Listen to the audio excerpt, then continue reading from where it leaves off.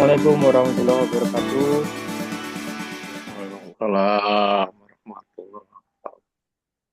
Eh, Alhamdulillah, Alhamdulillah, puji syukur kita panjatkan kepada Allah Subhanahu Wa Taala atas limpahan karunia dan rahmatnya. Alhamdulillah hari ini kita diberikan kesehatan, kesempatan, Alhamdulillah bisa berkumpul, bertemu kembali dengan kawan-kawan grup Ngaji Wakaf Korporat, ya, persembahan dari Mabrur SNF. Ya, Alhamdulillah hari ini kita eh, untuk kesekian kalinya berjumpa. Insya Allah kita tiap bulan ya jumpa begini. Kemarin di grup ada yang bertanya, ayo kapan ngobrol-ngobrol santai nge-zoom online gitu ya. Ya ini Insya Allah kita tiap bulan ada ya Bapak Ibu semua grup Ngaji Wakaf Korporat kumpul-kumpul bersilaturahmi untuk membicarakan tentang kajian wakaf korporat dengan tema yang berbeda ya. Ya, Alhamdulillahirrahmanirrahim. Wassalatu wassalamu ala asyrofil anbiya'i wal mursalin sayyidina Muhammadin wa ala alihi washabihi ajmain. Amma ba'du. Rabbi shrah li sadri wa yassir li amri wa hlul 'uqdatam min lisani yafqahu qawli. Bismillahirrahmanirrahim. Ya, terima kasih atas kehadiran Bapak Ibu semua yang telah hadir di ruang Zoom kali ini. Eh, Acara ini persembahan dari Madrasah Mabrur dan SN Consulting yang tujuannya untuk eh, mengumpulkan para kawan-kawan muslim untuk kita saling mensiarkan tentang wakaf korporat. Dan insya Allah materi-materi kita ada di YouTube. Nanti bila kawan-kawan, Bapak Ibu semua yang melewatkan atau terlewat tidak hadir pada Zoom, kita sudah ada rekamannya di YouTube ya. Nanti bisa dicek media SN Consulting. Cek aja, di situ sudah ada rekaman mulai dari yang awal sampai hari ini. Baik, Bapak Ibu semua, kali ini materinya adalah tentang family office. Family office ya. Apa sih itu family office? Nah, bagaimana mendirikan dan mengelolanya dan apa hubungannya dengan wakaf? Dan nanti akan dibahas oleh narasumber kita, Bapak Iman Supriyono.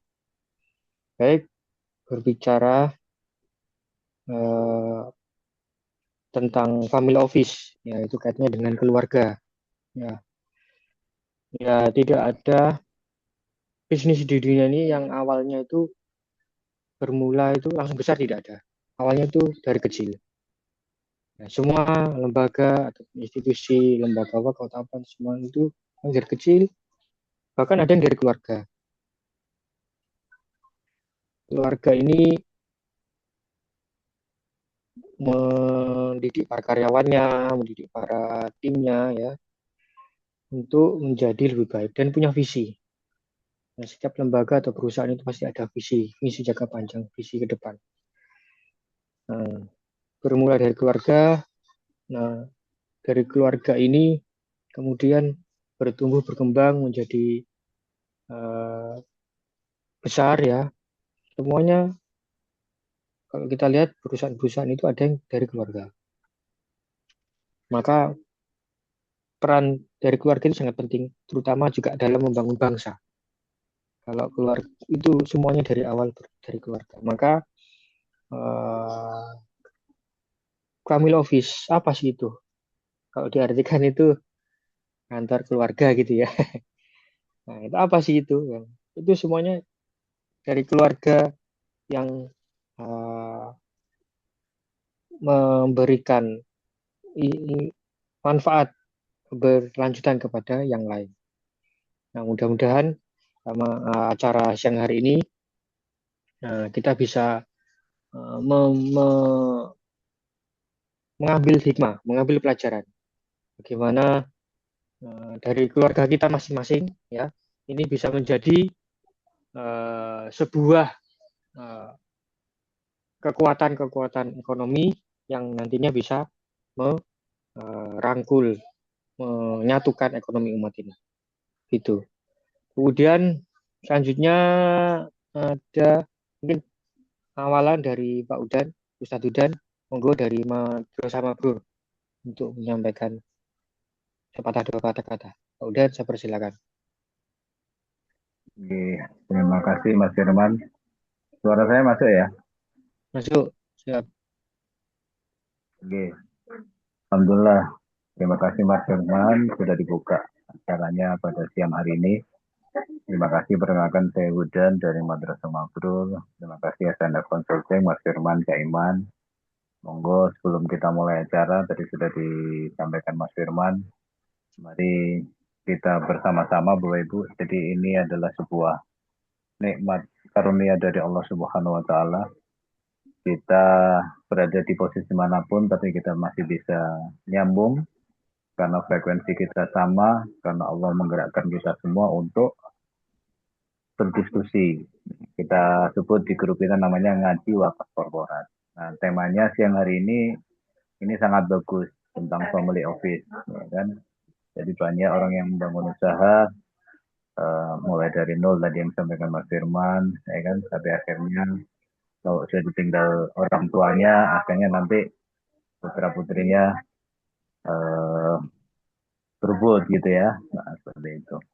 Monggo nanti biar tidak terlalu lama saya, monggo kita buka saja dengan bacaan suratul Fatihah agar ngaji siang hari ini benar-benar diberkahi oleh Allah. Kita semua bisa menerima ilmunya. Allah mengirimkan seorang yang namanya Cak Iman dari SNF Consulting untuk memberikan sebuah ilmu yang sangat luar biasa, yaitu wakaf korporat. Seperti itu. Monggo kita buka dengan bacaan surat Al-Fatihah ala hadini ya.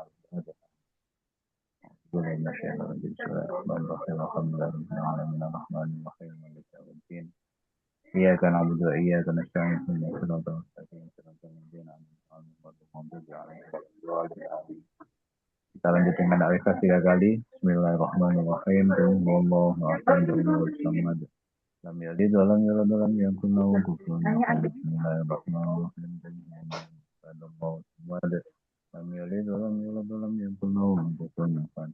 Bismillahirrahmanirrahim. Wallahu lam yalid wa lam yulad wa lam yakul kufuwan ahad. Yang kedua, kita ucapkan salawat dan salam kita kepada Nabi besar Muhammad SAW, karena dari beliaulah kita kenal Allah, ya, kita kenal agama kita Islam. Ya, kalau nggak ada beliau kita tidak kenal wakaf juga ya. Seperti itu. Monggo acara selanjutnya kami serahkan ke Cak Iman. Nanti lebih lanjut kita bisa diskusi langsung dengan pertanyaan-pertanyaan karena waktu kita sangat terbatas. Sekali lagi terima kasih Mas Firman, Cak Iman, SNF Consulting, dan Bapak Ibu semua yang sudah bergabung pada siang hari ini. Sekian, monggo kami lanjut. Kami persilakan kepada Cak Iman. Silakan Pak Iman. Assalamualaikum warahmatullahi wabarakatuh. Assalamualaikum warahmatullahi wabarakatuh.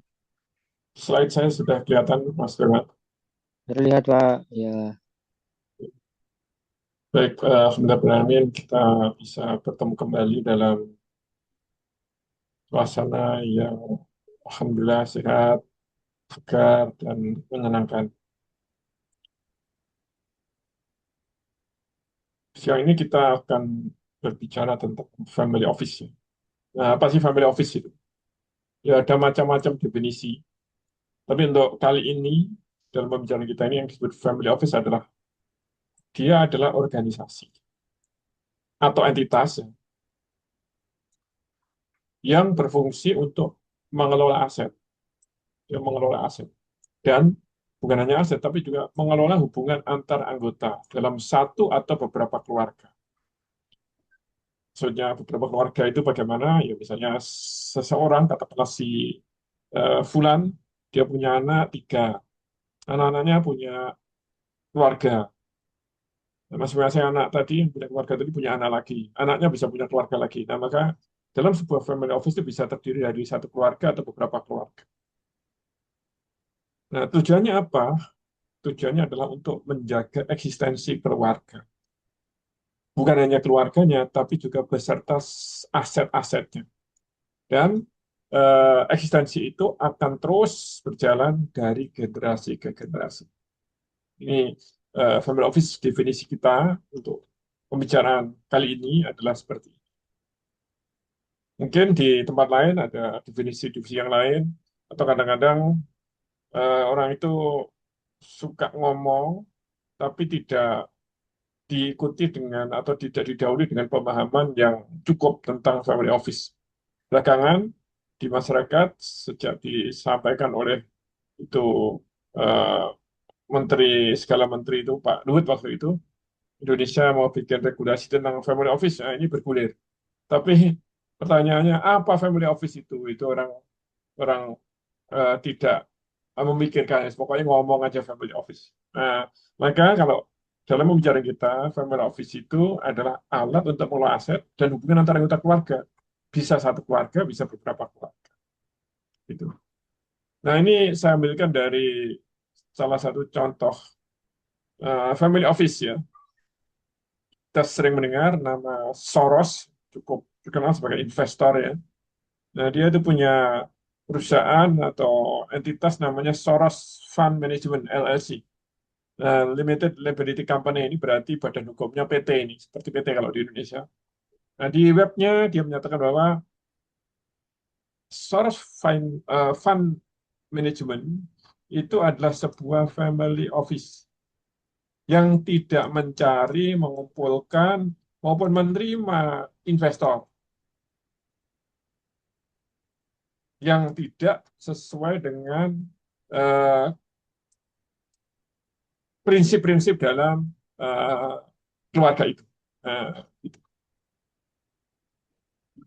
Nah, jadi ini tidak seperti katakanlah BlackRock yang bisa menerima aset dari siapa saja, mengumpulkan aset dari siapa saja. Ini memang tertutup dengan prinsip-prinsip keluarga. Gitu. Nah, ini berapa eh, aset dari Soros Fund Management ini? Dia sudah mengelola aset ini 28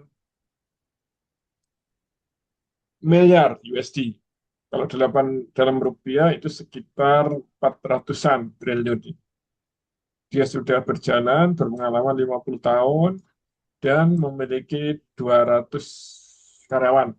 Kantornya ada 5, berarti kantor pusat dan 4 kantor cabang. Itu kurang lebih kayak gitu. Itu contohnya. Nah, sekarang kita melihat apa tentang fungsi pengelolaan aset. Yang bisa memiliki aset itu yang penting. Yang bisa memiliki aset itu adalah bisa orang, bisa badan hukum. Bisa badan hukum. Jadi misalnya orang bisa punya saham, badan hukum juga bisa punya saham. Dan orang bisa punya tanah, nah, badan hukum juga bisa punya tanah. Demikian, memang orang dan badan hukum itu sama-sama memiliki kapasitas untuk uh, memegang atau memiliki aset. Maka dengan demikian, karena fungsi family office itu adalah untuk mengelola aset, maka family office mestilah berupa badan hukum. Maka coba dalam diskusi-diskusi di ruang publik ya, terutama secara online, tentang family office di Indonesia, kan nggak pernah kita jumpai pemahaman yang clear atau pertanyaan yang clear. Sebenarnya badan hukumnya apa family office itu? Nah, di Indonesia itu badan hukum itu ada 4. Ada perseroan terbatas (PT), kita sudah banyak kenal. Ada koperasi, kita juga banyak kenal. Ada yayasan, ada sekitar kita juga banyak. Dan yang terakhir ada perkumpulan. Nah, ini yang tidak banyak kenal, tapi sebenarnya ini besar sekali di sekitar kita itu, yaitu yang sangat besar asetnya, sering disebut-sebut dalam Muhammadiyah. Ada NU juga, asetnya mungkin tidak sebesar Muhammadiyah. Jadi, 4 ini. Nah, apa karakteristik dari 4 badan hukum itu? Yang pertama adalah organ. Kalau PT itu ada direktur, ada komisaris, ada pemegang saham. Kalau koperasi ada pengurus, ada pengawas, ada anggota. Kalau yayasan ada pengurus, ada pengawas, ada pembina. Kalau perkumpulan ada pengurus, ada pengawas, ada anggota. Nah, di antara organ-organ itu, siapakah yang memegang otoritas tertinggi? Kalau di PT adalah pemegang saham melalui RUPS. Kalau koperasi, rapat anggota, para anggota melalui rapat anggota. Kalau yayasan pembina, kalau pembinanya satu ya dia otoritas, satu tunggal, kalau pembinanya lebih dari satu ya rapat pembina. Nah, bagaimana kalau perkumpulan anggota melalui rapat anggota? Nah, kayak di Muhammadiyah atau NU itu, eh, pemungros itu dipilih oleh para anggota. Nah, kemudian manfaat ekonomi. Manfaat ekonomi itu kalau di PT adalah dividen. Untuk siapa? Pemegang saham. Kalau koperasi, SHU namanya. Untuk siapa? Anggota. Bagaimana kalau yayasan? Tidak ada. Yayasan tidak boleh memberikan manfaat ekonomi. Misalnya kepada pembina, nggak boleh. Ada di undang-undangnya jelas sekali. Pembina, pengawas, pendiri. Itu nggak boleh. Pengurus yang terafiliasi atau yang merupakan pendiri, terafiliasi dengan pembina, maka nggak boleh menerima manfaat ekonomi. Nah, bagaimana kalau perkumpulan? Sama, tidak ada. Jadi tidak ada misalnya Muhammadiyah itu bagi-bagi ini, tahun ini laba kita sekian, kita bagikan kepada seluruh anggota Muhammadiyah. Tidak ada. NU juga nggak ada begitu. Nah, bagaimana dengan fungsi pengelolaan aset? Nah, kalau persen terbatas, ya bisa. Koperasi bisa. Yayasan, oke bisa. Perkumpulan bisa. Tapi kalau fungsi mengelola hubungan antar anggota, PT tidak bisa. PT itu murni bisnis. Bagaimana kalau koperasi? Sama, murni bisnis. Bagaimana kalau yayasan? Nah, yayasan tidak tidak ada juga hubungan eh, mengelola hubungan antar anggota karena di yayasan tidak ada anggota. Nah, kalau perkumpulan ada. Maka dari matriks ini satu-satunya badan hukum yang cocok untuk kepentingan family office itu adalah perkumpulan. Nah, jadi nanti perkumpulan itu memiliki aset. Aset siapa? Aset perkumpulan. Nah, perkumpulan itu anggotanya para keluarga, itu tadi para anggota keluarga. Sehingga kemudian asetnya perkumpulan itu merupakan aset bersamanya keluarga.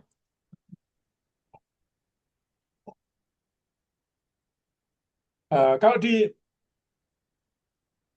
di luar negeri ya, tidak di Indonesia, di Barat dalam hal ini, itu ada keluarga itu yang bisa, misalnya si Fulan itu kaya, dia naruh duitnya pada sebuah lembaga badan hukum namanya trust. Nah, trust itu dia nanti akan mengelola aset, benefitnya diberikan untuk keluarga. Nah, aset yang ada di trust tidak diwariskan. Nah, di Indonesia nggak ada kayak gitu, nggak ada trust kayak gitu, nggak beri trust kan. Jadi di Indonesia yang ada 4 itu tadi. Nah, kalau aset bersama di Indonesia, yang mungkin secara legalitas Indonesia adalah dalam perkumpulan. Nah, di mana nanti aset perkumpulan itu tidak diwariskan. Jadi menetap aja di perkumpulan. Nah, manfaatnya untuk apa? Manfaatnya dinikmati untuk keperluan kebersamaan keluarga, misalnya untuk program katakanlah beasiswa untuk anak-anak di keluarga itu yang membutuhkan support, untuk yang sakit, untuk biaya acara-acara kebersamaan keluarga, misalnya halal bihalal tahunan. Nah, manfaatnya juga bisa diberikan kepada pihak lain sebagai wakaf. Jadi karena ini aset bersama, di perkumpulan di anggaran dasarnya bisa sebut bahwa sekian persen dari hasil pengelolaan aset alias hasil investasi itu diberikan kepada pihak lain yang membutuhkan sebagai eh, donasi atau wakaf. Bisa begitu. Nah, bagaimana aset pribadi? Ya, melekat pada pribadi para anggota keluarga. Diwariskan saat pemiliknya meninggal. Bisa dipindah tangankan melalui jual beli, melalui hibah, melalui waris. Kalau ini, karena aset keluarga, ya dia berada di keluarga itu terus. Nah, pengelolaannya adalah diinvestasikan. Maka pengelolaan aset bersama itu akan dirupakan dalam bentuk menjadi investing company. Nah, portofolionya sebagaimana perusahaan-perusahaan investasi modern. Bisa diinvestasikan pada perusahaan lain yang didirikan oleh anggota keluarga, bisa juga berinvestasi pada investment company lain. Jadi bisa naruh duitnya ke Berkshire Hathaway misalnya, bisa naruh duitnya ke Saratoga, dan sebagainya. Nah, itu. Nah, ini ada sebuah hadis yang sering dijadikan apa namanya motivasi bagi kita, yaitu ketika seorang anak Adam meninggal, idamat tabana Adam ing kota amaluhu, terputuslah segala amal ilah min salasin, kecuali tiga. Yang pertama adalah sedekatin jariyatin, sedekah jariyah, wa ilmin yang tafi ubih, ilmu yang bermanfaat, wa walidin sholihin yad'ulah, dan anak-anak yang soleh. Nah, ini adalah tentang sedekah jariyah ini. Jadi sebenarnya kalau misalnya ya, keluarga itu kan biasanya punya rumah dari misalnya si Fulan ini punya rumah gede untuk anak-anaknya.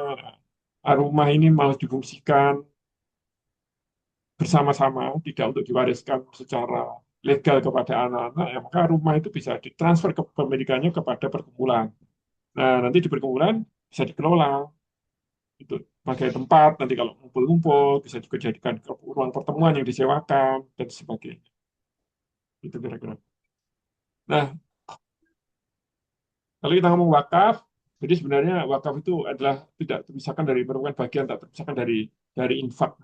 Infak, wakaf. Jadi sebenarnya kalau tadi misalnya ada aset bersama dan di dalam anggaran dasar perkumpulan yang merupakan aset bersama tadi disebut bahwa sekian persen, misalnya 10% atau 20% dari hasil investasi akan dibagikan kepada masyarakat yang membutuhkan, kepada fakir miskin, kepada beasiswa, anak-anak yang butuhkan misalnya. Nah, jadilah itu sebagai wakaf yang eh, infak yang sifatnya wakaf dan itu sifatnya produktif, bermanfaat bagi masyarakat luas. Nah, ini portofolionya investasi. Biasanya ini perusahaan investasi. Jadi separuh itu ekuitas, ini ekuitas, separuh adalah utang piutang. Utang piutang itu bisa deposito, suku, dan sebagainya. Nah, kalau ekuitas itu bisa public company, bisa apa namanya private company yang melalui private placement. Terasa itu sebagai awalan diskusi, Mas Firman. Selanjutnya kita buka tanya jawab, monggo. Baik, Pak Iman. Bapak Ibu semua, tadi sudah disampaikan pemaparan awal dari Pak Iman. Dikatakan tadi bahwa keluarga Soros itu mempunyai investment company ya, punya visi dan misi tersendiri. Nah, kita itu mengharapkan juga nanti dari keluarga-keluarga Indonesia ini muncul investment company yang tadi asetnya itu tidak habis dan bisa berkelanjutan dari generasi ke generasi. Seperti dulu ada apa itu guyonan ya waktu zaman Pak Harto, kekayaannya itu tidak akan habis 7 turunan. Berarti satu naikan ya nggak 7 turunan. Nggih, monggo silakan bagi Anda semua, Bapak Ibu dimanapun yang mau bertanya, ya, mau menyampaikan pendapat, saya persilakan. Tadi sudah dijelaskan tentang bagaimana mendirikan keluarga, family office tadi ya, eh, berupa apa, yang masuk akal masih berupa perkumpulan. Karena tadi alasannya ada 4 tadi. Kalau dimasukkan ke PT begini, kalau dimasukkan ke yayasan begini, kemudian dimasukkan ke koperasi, nah itu tambah susah. Nah, monggo, biasanya Boleh itu masuk, Pak Firman, boleh masuk. ya, G, silakan, monggo perkenalan Pak. Assalamualaikum Pak Firman, Cak Iman, Pak Cak Andi, Huda, gimana kabarnya? alhamdulillah. Waalaikumsalam. Alhamdulillah, iya Pak, saya dari Belanda Pak.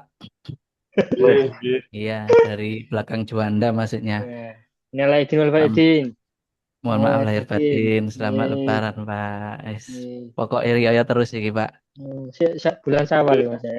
Iya Pak, mohon maaf lahir batin ya. Semuanya, Monggo. Cak Iman, Pak Firman, dan teman-teman. Ini langsung aja Pak, saya mau tanya juga ini. Menarik sekali itu Pak. Kenapa kok dipilih perkumpulan Cak Iman? Satu. Yang jadi pertanyaan saya itu, kenapa kok dipilih perkumpulan? Padahal dari penjelasan Cak Iman tadi yang dikasih contoh punyanya Soros itu bentuknya PT. Ya Pak ya. Yang kedua, sebagaimana kita ketahui kalau kita berbentuk perkumpulan, apakah itu berarti kita nanti membentuk badan hukum lagi tersendiri yang berbentuk PT? Itu atau langsung di bawah eh, pengaturan tata kelola organisasi perkumpulan tersebut, gitu loh, Pak. Nah, lah pertanyaan saya berikutnya, apabila dia mendirikan PT tersendiri, ya kenapa harus mendirikan perkumpulan kan gitu, Pak? Kenapa nggak langsung PT aja gitu? Tapi kalau umpamanya itu pengelolaannya nggak perlu membuat PT, itu jelas nanti banyak konflik of interest, Pak. Karena kita sendiri tahu bagaimana Muhammadiyah, NU sendiri, karena apa? Bagaimanapun juga karakter bangsa kita yang pernah Pak Iman sampaikan hipokritnya itu tinggi banget, Pak. Bangsa bermoral tapi sesungguhnya tidak tahu moralnya bagaimana.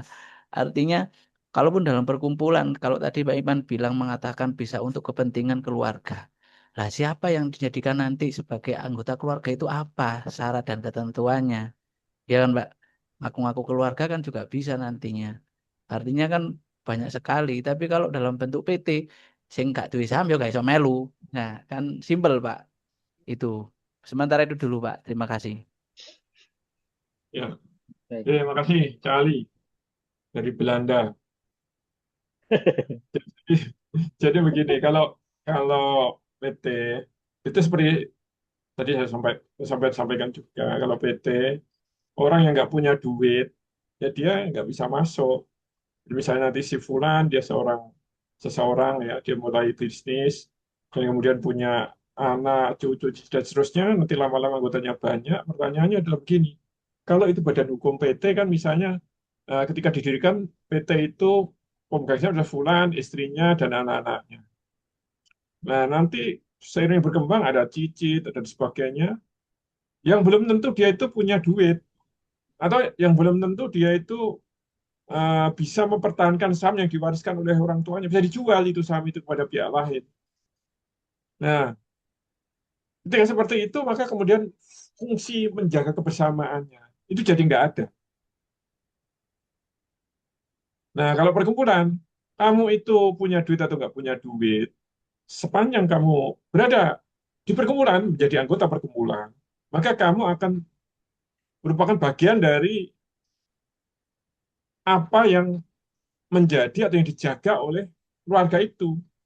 Jadi misalnya kalau di perkumpulan itu ada anggaran dasar. Anggaran dasar itu bisa memuat eh, pasal-pasal atau poin-poin yang merupakan aturan main yang disepakati oleh keluarga, yang merupakan nilai-nilai yang disepakati oleh keluarga. Tapi kalau PT nggak bisa menempatkan nilai-nilai keluarga di situ. PT ya bisnis gitu. Namanya PT ya bisnis. Nah, maka kalau melihat fungsi seperti itu dalam konteks undang-undang di Indonesia, satu-satunya yang mungkin untuk menjadi family office yang bisa mewadahi baik kepentingan ekonomi maupun kepentingan kebersamaan dalam keluarga, itu adalah perkumpulan. Jadi ini perkumpulan yang anggotanya adalah para anggota keluarga. Jadi perkumpulan anggota keluarga, bukan perkumpulan yang bebas kayak NU Muhammadiyah itu. Badan hukumnya sama. Cuma kalau NU Muhammadiyah siapa saja bisa menjadi anggota, kalau ini didefinisikan. Ini hanya yang boleh hanya merupakan anak, cucu, cicit, atau keturunan darah dari si Fulan, misalnya begitu. Nah, nanti buktinya apa? Ya akta kelahiran. Buktinya orang dan kemudian dia menjadi anggota, mendaftar sebagai anggota. Kalau mendaftar, maka dia nanti akan tunduk pada aturan main di perkumpulan. Ketundukan pada aturan perkumpulan itu bisa dibentuk dengan apa? Dengan aset perkumpulan yang besar. Dan nanti perkumpulan itu misalnya dia akan memberi benefit tiap tahun ada perkumpulan pertemuan keluarga yang di mana biayanya seluruhnya ditanggung oleh perkumpulan, termasuk biaya transportasi dan hotel misalnya. Nah, kalau orang tidak jadi anggota keluarga, anggota perkumpulan itu nggak nurut, maka dia tidak diberi benefit, tidak mau jadi anggota, juga nggak jadi benefit, tidak nurut, dia tidak mendapatkan manfaat itu. Maka akhirnya ini bisa menjadi penekan supaya seluruh anggota keluarga tetap tunduk pada nilai-nilai bersama keluarga, pada norma-norma bersama keluarga. Nah, yang kayak gini nih yang tidak mungkin kalau dituangkan dalam bentuk PT. Begitu, Cak Ali. Boleh Ya, crossing. ya itu tadi yang belum terjawab Pak. Itu Cak Iman, yang badan hukumnya. dia sudah Hmm. termasuk include perkumpulan itu sendiri atau membuat badan hukum lagi untuk mengelola keuangannya tadi. Nah, jadi perkumpulan itu kan badan hukum, dia bisa punya aset. Nah, asetnya kalau karena fungsi sebagai family office, tepatnya nanti aset itu dikelola sebagai aset investasi. Nah, sebagai aset investasi, nanti apa bentuknya?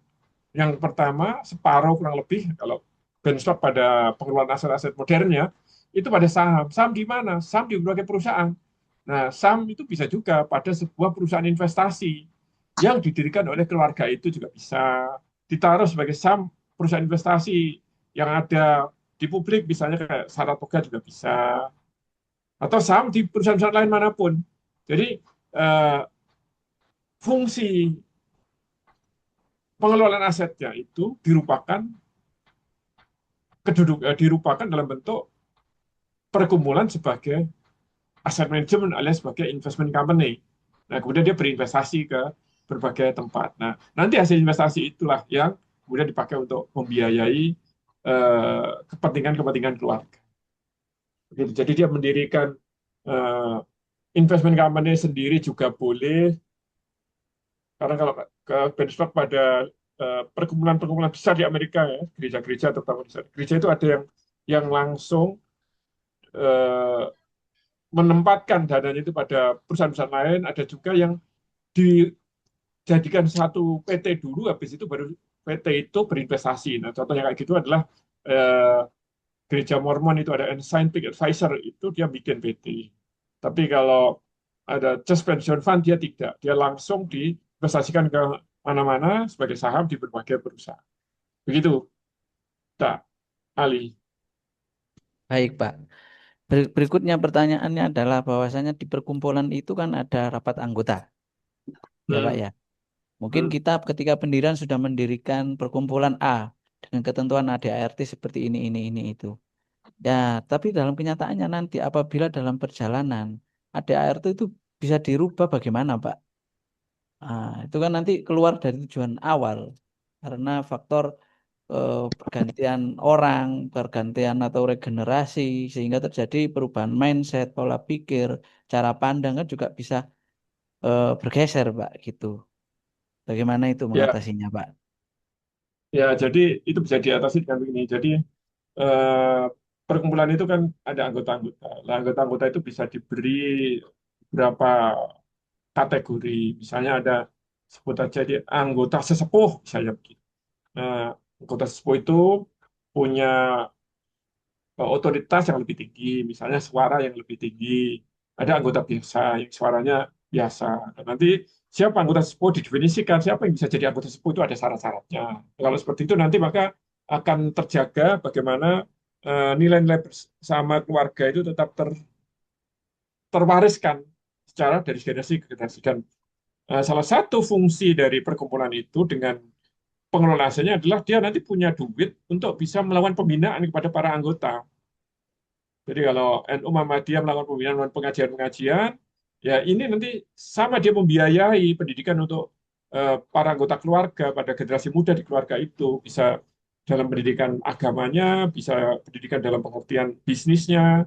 Bahkan karena ini adalah aset manajemen, dia bisa membantu anak-anak muda di keluarga itu kalau dia mau menjadi startup gitu, mau bikin startup, ini bisa menjadi visi bagi startup itu, karena ini untuk kepentingan bagaimana keluarga itu bisa melahirkan pengusaha-pengusaha yang handal di kemudian hari. Begitu, Pak Ali, Cak Ali. Siap, ya, Iman. Monggo dilanjut yang lain. Sini masih ada yang perlu juga ini nanti, Pak. Terima kasih. Lanjut yang lain, monggo. Mas Irwan, enggak. Oke, Assalamualaikum. Waalaikumsalam. Waalaikumsalam warahmatullahi. Surya dari Medan. Tadi mohon maaf terlambat masuk. Jadi kalau saya misalnya ke notaris mau buat perkumpulan itu, karena mungkin yang paling cocok untuk kondisi keluarga mungkin di awal adalah perkumpulan. Apa yang kita katakan kepada notaris? Perkumpulan apa namanya? Kan bukan seperti Ormas Muhammadiyah, NU, bukan seperti itu. Ya, jadi sebenarnya di Indonesia itu ada perkumpulan yang fungsinya itu berjalan dengan baik di luar perkumpulan yang benar-benar ormas besar kayak itu, yaitu apa itu? Perkumpulan para pemilik unit di apartemen. Jadi dalam sebuah apartemen itu para pemilik unit itu kan banyak, misalnya ada 200 orang, 300 orang. Sementara tanahnya itu hanya di bawah aja, yang lantai atas itu nggak nyentuh tanah. Nah, pertanyaannya adalah tanah di bawah itu pintunya siapa gitu. Nah, maka para pemilik unit di apartemen itu bikin perkumpulan. Nah, tanah di bawah itu menjadi tanahnya perkumpulan para pemilik apartemen itu. Nah, perkumpulan dalam konteks family office itu seperti itu. Nah, cuman sayangnya begini, di Indonesia itu perkumpulan tidak populer. Sehingga kalau kita datang ke notaris, itu belum tentu notarisnya paham tentang perkumpulan. Dan dia juga tidak siap untuk menampung apa yang mestinya dituangkan dalam anggaran dasar perkumpulan yang memang maksudnya untuk family office. Nah, padahal menampungnya dan menuangkannya dalam anggaran dasar itu tidak tidak bisa copy and paste di tempat lain karena setiap keluarga pasti punya sesuatu yang karakternya berbeda. Nah, yang kayak gitu biasanya SR Consulting bisa membantu. Jadi kita membantu, kita bertemu dengan anggota keluarga, kita meeting, kita gali apa-apa yang menjadi prinsip, apa-apa yang menjadi mitigasi konflik gitu. Karena di dalam keluarga kadang-kadang ada konflik dan tidak kadang-kadang sering kali terjadi ada konflik yang bahkan sampai pengadilan, bahkan sampai ada pidana di situ. Bilang tadi sampai ada pembunuhan. Maka ini perlu potensi-potensi konflik itu perlu dimitigasi dan hasil mitigasinya itu dituangkan dalam anggaran dasar perusahaan. Dalam anggaran dasar perkumpulan. Nah, nanti para anggota bagaimana dikondisikan untuk mereka semuanya adalah tunduk pada perkumpulan. Nah, ini SN Consulting bisa membantu kalau mau seperti itu. Gitu, Pak siapa tadi yang tanya? Pak Surya ya. Baik, ada wakaf produktif, ada wakaf non produktif. Bagaimana dan kapan saatnya wakaf non produktif itu bisa menjadi wakaf produktif? Misalnya gini, ada masjid. Masjid ini udah jelas wakafnya adalah wakaf non produktif. Tapi mungkinkah selama ini dia kan menerima infak, sedekah seperti itu saja. Tapi mungkinkah dia juga bisa membuat suatu agenda kegiatan yang kemudian melahirkan wakaf produktif? Dan bagaimana cara pengelolaannya? Sedangkan kepengurusannya kan cuma BKM. Katakanlah belum ada nazirnya. Nah, nanti nazir itu berperan sebagai apa dan dia membentuk apa? Apakah membentuk perkumpulan ini juga atau dalam bentuk yayasan? Mana yang paling efektif? Nah, ini jadi begini, memang pada umumnya masjid-masjid di Indonesia itu begitu, dan pada umumnya badan hukumnya yayasan. Nah, saya pernah nulis, nih saya posting di, ini sudah saya carikan. Ini, saya postingkan di chatnya Zoom ya. Sebenarnya lebih tepat, pengelola masjid itu kalau secara legal ya itu adalah berupa perkumpulan. Ini bisa dibaca terus saja. Nah, perkumpulan itu nanti anggotanya siapa? Para jamaah masjid. Sehingga kemudian jamaah masjid itu, kalau di gereja-gereja di Amerika kayak gitu, jadi badan hukumnya perkumpulan, para jemaat itu menjadi anggota. Dan karena anggota, mereka benar-benar merasa bagian tak terpisahkan dari perkumpulan itu. Beda kalau yayasan. Yayasan itu orang hanya nyumbang aja. Tidak pernah mengidentifikasikan diri sebagai bagian tak terpisahkan dari perkumpulan. Nah, harusnya kalau mau seperti itu, badan hukumnya perkumpulan, dan kemudian tanahnya masjid itu disertifikatkan atas nama perkumpulan, dan kemudian perkumpulan itu bisa menggalang dana dari para anggota, dan kemudian dana itu bisa diinvestasikan ke gereja-gereja di Amerika, dan kemudian hasil investasi dipakai untuk biaya operasional masjid. Begitu mestinya kalau kita benchmark pada model modern terhadap aktivitas bagaimana di masjid. Oke, baik. Sementara begitu Pak Surya ya, nanti dilanjut lagi. Ini saya beralih ke Pak Firmanullah yang sudah raise hand ingin berbincang. Silakan Pak Firman.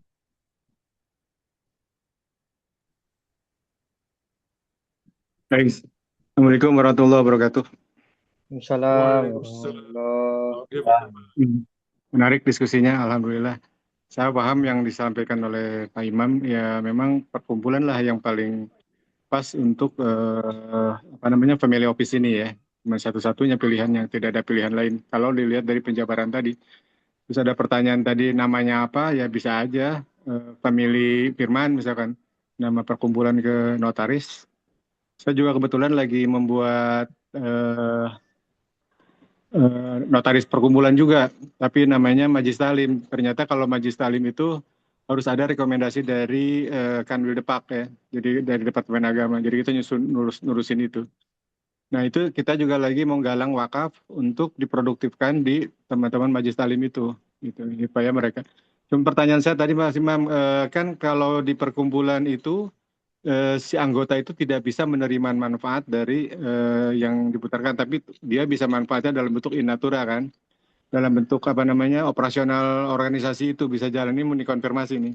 Jadi bukan berarti kalau misalkan perkumpulan kemudian dia punya aset, kemudian asetnya itu diproduktifkan, menghasilkan, hasilnya itu bukan untuk dibagikan kepada anggota, juga untuk pengurus bukan, tapi kepada operasional itu, operasional organisasi itu.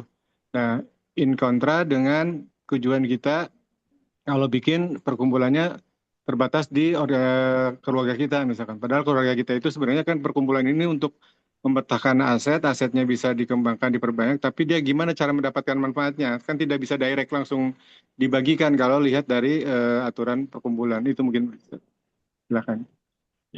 Jadi aset itu ada dua, ada aset bersama, ada aset para anggota keluarga, aset pribadi para anggota keluarga. Kalau aset pribadi anggota keluarga, ya misalnya begini ya, si Fulan ini dia seorang entrepreneur, dia sukses Kalau itunya dengan clear, Ustaz. Kalau itunya clear, Ustaz. Jadi kalau yang masih pribadi masing-masing keluarga itu udah melekat, dan aset yang maksudnya yang aset yang ada di family office itu. Sementara dia kan sebenarnya mau mempertahankan aset keluarga besar supaya dia bisa mengambil manfaat dari itu. Nah, itu yang di family itu, Pak, bukan yang di masing-masing. Kalau masing-masing sudah peras itu private masing-masing ya di keluarganya. Sorry dipotong biar nggak ini. Ya, jadi begini, jadi misalnya si Fulan, dia itu punya bisnis ya, kemudian bisnisnya itu berbadan hukum PT. Nah, anaknya misalnya ada 4 lah gitu ya. Nah, si Fulan ini karena dia pengusaha, dia punya badan hukum PT, maka tentu dia akan menjadi pemegang saham hampir 100% pada PT yang didirikan itu. Nah, aset ini sebenarnya pada dasarnya adalah asetnya Fulan. Kalau Fulan itu diam saja, tidak ngapain-ngapain pada saat meninggal, maka otomatis saham Fulan di PT itu akan turun kepada para ahli waris tanpa ada apapun. Sudah turun aja. Nah, padahal Fulan itu pengen, aku tuh pengen, nanti kalau aku mati itu, nilai-nilai keluarga itu tetap kamu jaga. Nah, maka Fulan bisa mengelolanya begini. Katakanlah PT tadi 100%, yang 30% sahamnya itu dihibahkan kepada perkumpulan yang dia dirikan. Nah, perkumpulan itu punya anggaran dasar. Anggaran dasarnya adalah aturan-aturan main yang ingin ditegakkan oleh si Fulan itu sebagai pendiri. Nah, maka seluruh anggota itu wajib taat kepada itu. Kalau nggak taat, dia tidak diberi benefit. Nah, aset perkumpulan itu kemudian dipakai untuk benefit di keluarga itu. Ngumpul-ngumpul, umroh bersama, dan sebagainya. Kalau mereka tidak taat kepada perkumpulan, dia nggak dapat. Nah, maka akhirnya dia akan taat kepada perkumpulan. Makin besar aset perkumpulan, makin punya power untuk ditaati. Nah, itu yang bisa dilakukan oleh perkumpulan. Nah, asetnya yang untuk masing-masing ya tadi PT tadi ya PT dijalankan sebagaimana layaknya sebuah PT yang bagus itu kalau dia melakukan proses korporatisasi maka dia akan menjadi aset yang turun temurun dari generasi ke generasi. Nah, karena tadi perkumpulan itu punya 30% saham di PT, kalau PT itu melakukan proses korporatisasi, dia akan terus menerima benefit berupa dividen dari perkumpulan dari PT-PT itu. Nah, begitu Pak. Jadi memang harus dipisah. PT itu sifatnya adalah untuk berbisnis dan perkumpulan itu untuk kekeluargaan. Gitu. Mungkin pertanyaan tadi kurang ini Pak, sorry, dilanjut ya, masih belum clear saya masalahnya. Tadi kan dapat dividen 30% dari saham itu untuk family office, clear ya di situ ya. Nah, Yang 30% itu boleh nggak dibagikan langsung ke membernya langsung, maksud saya. Bukan dalam bentuk umroh bersama untuk apa, tapi dibagikan aja langsung gitu. Oh, nggak boleh. Jadi perkumpulan Nah, itu itu bukan kan bukan maksudnya. profit, bukan Bukan untuk ya, profit. berarti nggak bisa ya. Jadi harus operasional atau dalam bentuk dia apa namanya facility atau apalah gitu ya. Atau misalkan beasiswa sekolah anak-anaknya dibayarkan oleh itu semua mungkin. Kira-kira gitu ya, Ustaz. Ya. Lah yang dibagikan langsung kepada anggota keluarga yang 70% tadi sudah dibagikan. Oh ya, 70% Jadi, itu kan udah privat, udah jelas itu. Makanya yang 30 maksud saya, yang 30. nah kalau mau dibagikan semuanya, nggak usah bikin family office, langsung di PT aja. Cuma, maka kemudian dia tidak bisa memiliki kemampuan untuk mengelola tadi misalnya nilai-nilai dan sebagainya. Ya itu Tidak maksud punya saya. power. Nah, maka 30% itu disisihkan memang tujuannya untuk mengelola hubungan, bukan untuk bisnis. Kalau bisnis ya sudah 70% biarin, atau kalau mau semuanya berbenefit kepada anak cucu, ya biarin dia 100% itu nanti akan jadi apa, hartanya waris, nanti akan langsung mendapat benefit dari situ para ahli waris. Sebenarnya mau direlatekan ke itu, Pak. Kalau perkumpulannya itu sendiri bukan dari anggota keluarga, misalkan kita dapat kesamaan nih anggota masjid ya. Anggota masjid kumpul, bikin perkumpulan, kemudian sampai membesar punya aset.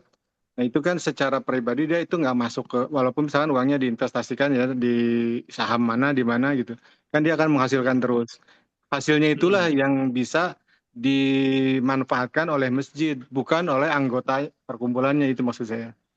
Iya, ya benchmarknya di lembaga-lembaga keagamaan di global ya, terutama di Amerika yang gede-gede itu kayak begitu. Memang ya dia akhirnya dipakai untuk ya program-program. Jadi para anggota itu menerima benefitnya, misalnya masjidnya jadi rapi, jadi bagus, gerejanya jadi rapi, bagus, tanpa harus nunggu iurannya anggota. Terus Iya. bisa berdakwah di mana-mana. Para imam masjid digaji, bahkan nanti kalau udah pensiun tetap diberi pensiunan yang cukup. Nah kayak gitu. Memang tujuannya ini sekali lagi ini non profit bukan profit. Nah, gitu. Iya. Baik, makasih, Mas.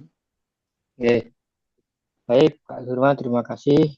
Kita sambung di ya, ada pertanyaan di chatbox ya, itu dari Pak Yuda Satya. Mohon izin bertanya, kalau secara peraturan apakah ada aset minimal jika ingin membuat family office sendiri? Atau kalau sebagai pribadi yang middle class ini memungkinkan nggak kalau membuat sebuah family office sendiri? Gimana Pak Imam?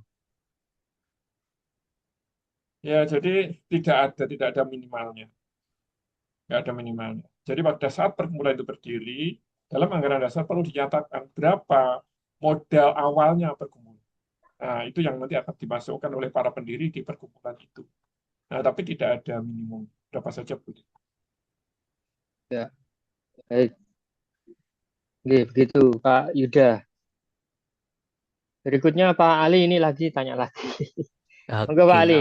Ya, Ini nggak tanya Pak, cuma mau coba mungkin koreksi aja. Kalau dari pertanyaan dari Pak Firmanullah yang dijawab Pak Cak Iman tadi Pak, dari itu tadi kan ilustrasinya bahwasanya diharapkan perkumpulan itu mampu mengakomodir generasi walaupun nggak punya duit bisa mendapatkan manfaatnya, ya Pak ya, betul ya? Ya. Tapi tadi kan ilustrasinya ada anggota yang mempunyai PT, berarti ini kan menengah ke atas, gitu Pak. Nah, maksud saya begini Pak, pertanyaannya adalah bagaimana pengelolaan keuangan itu yang selama dia memulai dari awal sepakati modal sekian, yang dimana nanti uang itu mengumpul ke bendahara perkumpulan, ya ini kan otomatis menjadi aset milik perkumpulan. Lah, Ya, di sini itu pengelolaannya yang paling sederhana tapi aman itu bagaimana, Pak? Karena pasti nanti juga ujung-ujungnya kan hasilnya itu harus untuk membiayai program kerja perkumpulan. Nah, kalau tadi ya, jawabannya Pak Firmano tadi, ya ini membiayai program kerja perkumpulan. Siapa sasarannya ya anggota atau yang menjadi sasaran program kerja tadi.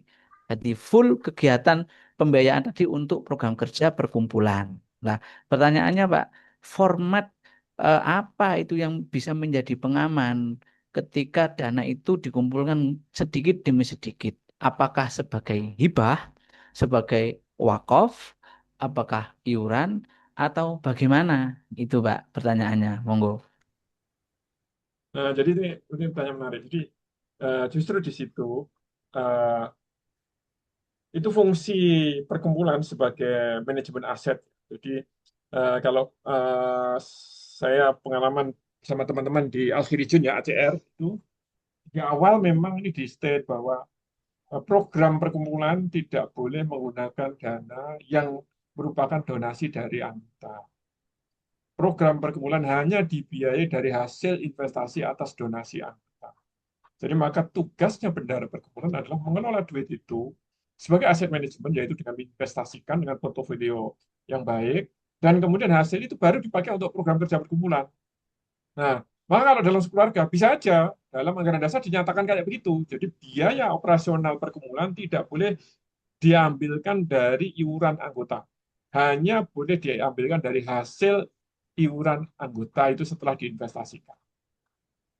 Nah, misalnya gambaran sederhananya, didirikanlah misalnya perkumpulan itu. Modal awalnya katakanlah 100 juta. 100 juta itu diinvestasikan. Eh, Katakanlah yang paling simpel itu taruh depositonya bank syariah itu setahun nanti mungkin akan dapat 5 juta, 6 juta. Ya sudah lumayan kan 6 juta itu. 5 juta, 6 juta apa?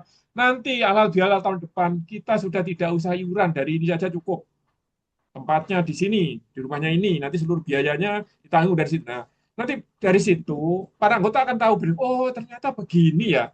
Udah kalau gitu kita iurannya kita tingkatkan. Yang punya duit silahkan sumbang ini, kalau ini toh ini juga untuk kita semuanya. Nah, supaya apa? Tahun depan lebih bagus lagi programnya. Nah, itu perjalanan waktu nanti 20 tahun, 30 tahun dari generasi-generasi aset itu akan jadi triliunan itu. Nah, pada saat seperti itu nanti akan bisa punya program yang luar biasa di keluarga itu. Begitu, Kak Ali. Siap, Cak Iman. Menarik ini, Terima kasih. Cak Ali. Lanjut, monggo yang lain. Belum kejawab itu Harus Cali itu. Pengamanannya gimana Cali? Tanyanya itu loh. Ya tadi pengaman untuk di awal itu loh Cak Iman. Yang saya pertanyakan itu ketika ada anggota yang mengumpulkan iuran dan dituangkan dalam bentuk tidak boleh mengambil uang iuran anggota untuk pembiayaan program kerja.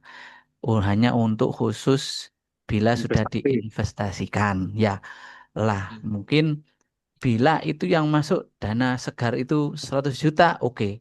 Tapi kalau nggak sidik program kerja ini kan kadang gitu, iya apa ini? Kan dalam tanda kutip kan pengharapan yang begitu diharap-harapkan manfaatnya itu belum bisa tercapai karena ujung-ujungnya juga harus ada dana besar yang masuk untuk bisa dirasakan kemanfaatannya begitu. Bagaimana Pak Iman? Cak Iman? Jadi besar kecil kan relatif. Kalau misalnya nih keluarga yang ekonomi itu kelas UMR gajinya gitu ya misalnya, punya anak, ya benefit bagi orang-orang yang kebiasaan bulanannya terima duit 4 juta, 5 juta, maka dia diberi benefit yang selevel itu juga sudah senang. Tapi kalau anggotanya itu ada orang yang sebulan itu bisa terima duit 100 juta, 200 juta, ya tentu menuntut benefit yang lebih besar. Nah, jadi kalau misalnya yang kelasnya UMR tadi, kalau kumpul-kumpul hari raya misalnya, ya sudah kita di rumah salah satu aja makanannya bakso, udah biayanya paling 2 juta, nggak sampai, ya udah selesai seluruhnya. Nah, tapi kalau yang isinya adalah keluarga-keluarga kaya yang setiap bulan itu pendapatannya bisa di atas 200 juta, 300 juta, nggak mau kayak gitu. Akhirnya biaya kumpul-kumpul hari rayanya bisa sekian miliar gitu. Ya jadi sebenarnya itu sama saja sesuai dengan kondisi masing-masing. Cuma ini adalah tentang bagaimana menyisihkan aset bersama untuk menjadi dana abadi. Nah, dana abadi yang dibutuhkan untuk keluarga yang level ekonominya bawah akan jauh lebih kecil daripada dana abadi yang dibutuhkan oleh keluarga yang level ekonominya atas. Nah, bagaimana kalau dalam keluarga itu ada bawah, ada yang atas? Nah, judulnya adalah yang kelas atas mensubsidi kepada anggota keluarga yang kelas bawah. Justru disitulah bentuk merawat keluarga itu. Kalau misalnya si Fulan tadi punya anak 4, nanti ketiba pada cicit, pasti ada yang nggak mampu itu. Nah, bagaimana mereka itu bisa disupport? Nah, itu yang support adalah mereka-mereka yang mampu. Gitu, Cak Ali. Cak Iman, itu nanti dana yang masuk ke perkumpulan, kalau kita kan mungkin Bisa jadi ada iuran wajib ya, iuran apa itu seperti yang sudah ada itu macam-macam lah. Tapi jadi pertanyaan saya itu ketika uang itu sudah masuk ke dalam rekening perkumpulan, itu statusnya akadnya sebagai apa? Hibah, wakaf, atau iuran yang begitu saja yang cukup dilindungi dengan pasal-pasal dalam ADART atau bagaimana begitu? Jadi sepanjang itu duit dari anggota, itu sifatnya internal. Karena sifatnya internal, ya monggo disepakati aja di situ dituangkan dalam anggaran dasar. Prinsipnya begitu. Disebut iuran ya boleh, disebut wakaf ya boleh, disebut donasi ya boleh, silakan sepanjang itu internal. Sama kayak kalau katakanlah itu atau Muhammadiyah eh, apa namanya menggalang dana dari anggota, ya itu internal mereka, nggak perlu ada izin nazir atau amil atau apapun karena sifatnya internal. Begitu. Jangan. Siap. Boleh Monggo yang nambahkan lain. ya, sekali nambahin ya. Ini Monggo, seru monggo. nih diskusinya. Kan bayangannya itu adalah keluarga yang ya mungkin dia bisa ngasih 1 bulan. Kalau sehari 2.000 rupiah kan berarti sekitar 60.000 rupiah. Suami istri 120.000 rupiah gitu kan. Kali 10 orang 1 juta lah tambah 1,2 gitu 1 bulan. 1 bulan 1,2 gitu kan. Tapi pengennya 1,2 ini kan tidak berkurang. Tidak ngurangin karena memang aktivitas itunya juga belum banyak karena memang uangnya juga sedikit. Kalau menurut saya sih lebih aman memang wakaf akadnya. Diwakafkan akad, kemudian wakaf itu diproduktifkan. Contohnya kita uang punya 1,5 nih. Oke, yang 1,5 ini bulan depan kan akan nambah 1,5, tapi yang 1,5 ini jangan berhenti, tapi diputer.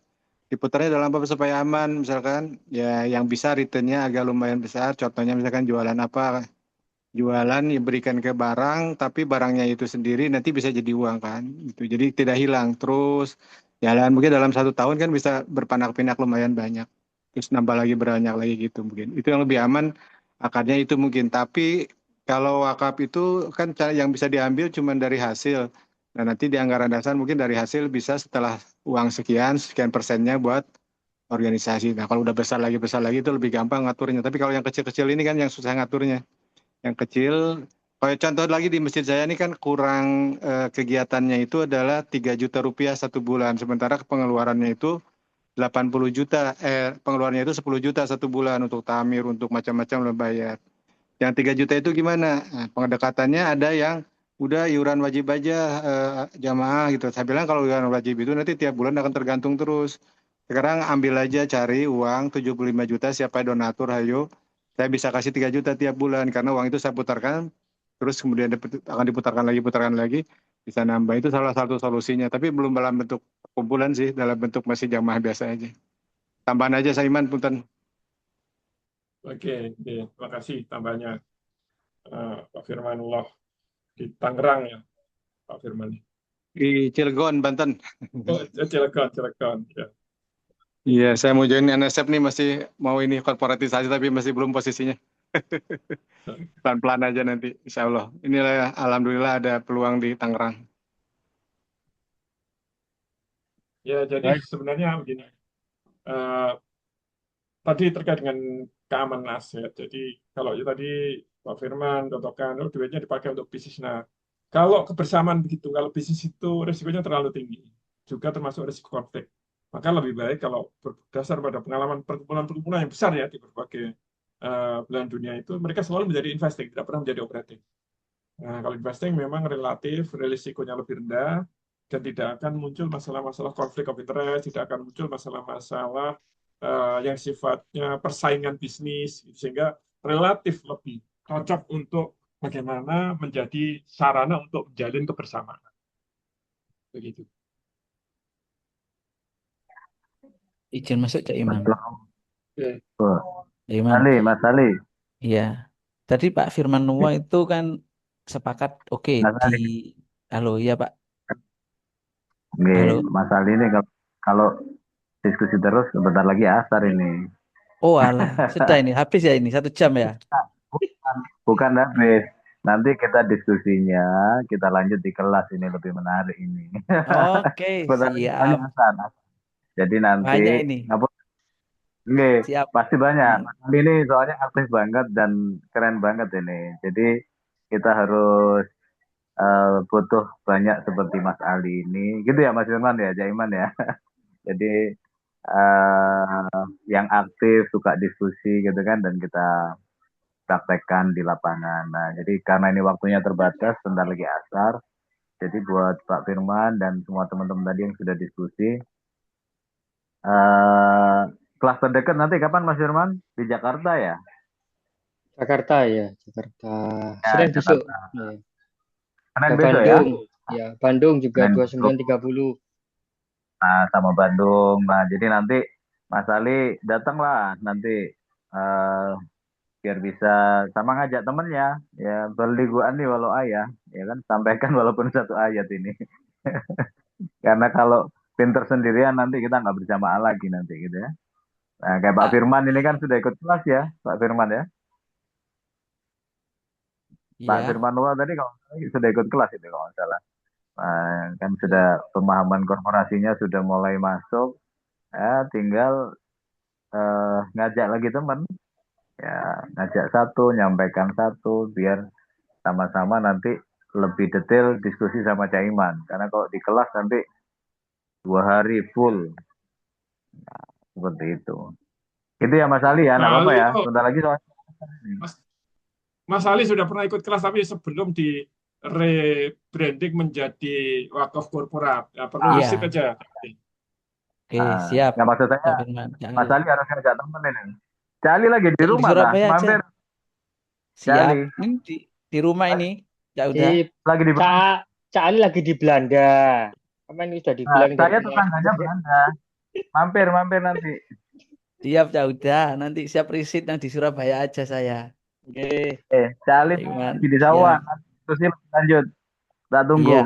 Siap. Oke, oke. Sorein Siap. Monggo. ya. Lanjut. Siap. Oke. Yuk, lanjut. Baik. Mungkin yang lain ada yang mau tanya lagi nih. Oke. Ya, Monggo. ini waktunya sudah habis, ya udah bisa udah. Oke. Ya, jadi begini Bapak Ibu semua yang hadir. Jadi kita ini kan edukasi ya. Ini materinya banyak ya. Jadi kita tiap bulan itu ada materi yang kita sampaikan dan temanya beda-beda. Bapak dan Ibu semua yang alhamdulillah hadir di sini itu bisa join di grup. Kan kita ada grup ngaji wakaf korporat. Nah, Bapak, Ibu semua bisa bertanya di situ kalau waktunya di sini terbatas. Nah, kami juga mengundang Anda semua jika tentunya tidak bisa ini ya, tidak bisa sejam 2 jam ya kalau membahas tentang apalagi tema yang family office ini ya, harus dikulik lebih dalam. Nah, tadi seperti keluarga Josoros, bagaimana memulainya, tadi sejarahnya sudah disampaikan Pak Iman. Nah, hal-hal yang seperti itu tuh tidak bisa kita langsung, ayo gimana, bla bla bla bla, langsung detail gitu ya, harus ini apa namanya, belajar itu kan dari SD, SMP, SMA. Ya ada juga yang ketika masuk langsung kuliah juga ada. Tapi kan itu kalau IQ-nya di atas 120 mungkin ya. Ada anak yang baru berapa tahun langsung sudah kuliah ada juga. Tapi harapannya kami di sini ya kami mengadakan grup mahasiswa korporat untuk saling mengenal. Gunanya apa? Ya tadi kita ini supaya untuk saling mengenal, mensosialisasikan wakaf korporat. Ayo kita bersama-sama bahu-bahu umat ini untuk aktif lagi. Ekonomi umat ini bagaimana melalui wakaf korporat ini semakin tumbuh. Nah, jadi kami me, mengedukasi kawan-kawan, terutama yang muslim ya. Nah, kita ajak dalam satu wadah ini namanya ngaji wakaf korporat. Ayo, bagaimana kita sama-sama saling bahu-membahu ya. Yang tadi kawannya itu awalnya cuma usahanya satu, kemudian ada pemegang saham masuk. Nah, kita bantu pemegang saham ini semuanya muslim semua di situ. Nah, kita bangkitkan kawan-kawan dari pengusaha muslim. Ayo, kalau ini diikuti 1 orang, kemudian 2 orang, betapa banyak itu karyawan yang masuk itu kita mau bangkitkan itu ekonomi yang luar biasa. Begitu, maksudnya gitu begitu. Jadi Bapak dan Ibu kita berkenan nanti bisa diskusi di grup. Nah, kemudian ingin lebih dalam lagi, ayo kontak saya atau Cak Udan bisa bertemu ngobrol lebih dalam. Ayo ya apa sih bikin family office? Ayo bagaimana sih mengelola anak yang baik? Nah, ayo kita sama-sama. Kita bukan menggurui, kita ini belajar dari pengalaman. Kebetulan SNF ini sudah meneliti beberapa hal yang ini dirumuskan dalam namanya korporatisasi.com. Itu di situ semua ternyata begini tuh contoh mengelola apa namanya aset aset yang baik seperti ini, mengelola perusahaan seperti ini. Itu sudah kita tuangkan di korporasi.com. Kalau belum jelas bisa nanti ikut online-nya. Kalau belum jelas lagi bisa ikut kelasnya dan lain sebagainya. Nah, begitu. Jadi saya harap kita semua di sini ngaji bareng. Mudah-mudahan kita ilmu hari ini mendapat ridho dari Allah dan insya Allah nanti kita bisa berjumpa lagi di kesempatan mendatang. Saya pikir dari kami seperti itu ya, Bapak Ibu. Terima kasih kami ucapkan. Saya mewakili tim dari Mabur SNF. Ucapkan mohon maaf bila ada kesalahan dan kekeliruan yang dari kami yang kurang berkenan bagi Anda dan kita bisa berjumpa lagi di kesempatan mendatang. Insya Allah nanti kita ada kelas tanggal 13 dan 14 April di Jakarta dan Bandung ada tanggal 29-30 April. Di Surabaya ada nanti di Mei ya, tanggal 25-26 Mei insya Allah. Nanti bisa kontak-kontak kembali karena waktu kita terbatas, kita cukupkan dulu kajian kita siang ini. Kita tutup dengan doa kafaratul majelis.